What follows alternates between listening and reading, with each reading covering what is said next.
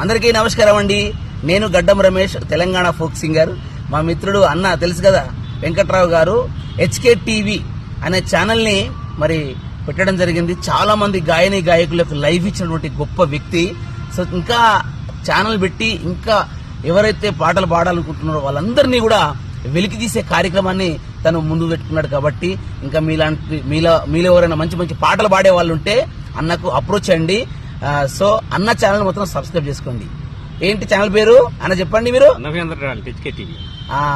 HK TV అనే channel, నవ్యాంధ్ర HK TV talent show అనే ఒక టీవీ ఛానల్ ఉంటుందండి. తప్పకుండా మీరందరూ కూడా సపోర్ట్ చేయండి.